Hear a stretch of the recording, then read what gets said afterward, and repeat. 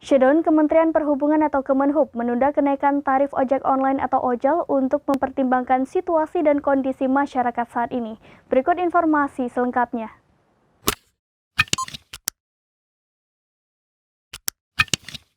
Syederalun dikabarkan Kementerian Perhubungan atau Kemenhub menunda pemberlakuan tarif baru sesuai dengan keputusan Menteri Perhubungan nomor KP 564 tahun 2022 tentang pedoman perhitungan biaya jasa penggunaan sepeda motor yang digunakan untuk kepentingan masyarakat.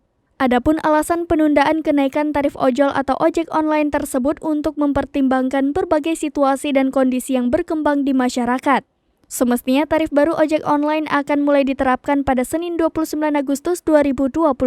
Namun, melihat situasi dan kondisi di masyarakat tidak memungkinkan, maka kebijakan itu ditunda. Kementerian Perhubungan Adita Irawati dalam keterangannya pada Minggu 28 Agustus 2022 mengatakan penundaan itu dibutuhkan untuk mendapat lebih banyak masukan dari para pemangku kepentingan sekaligus melakukan kajian ulang agar didapatkan hasil yang terbaik.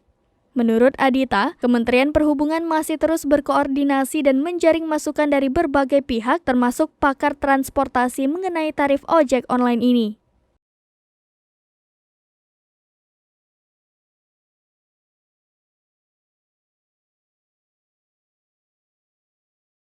Demikian informasi terkini, dan saksikan terus berita lainnya di kanal YouTube Serambi On TV, website dan Facebook serambinews.com.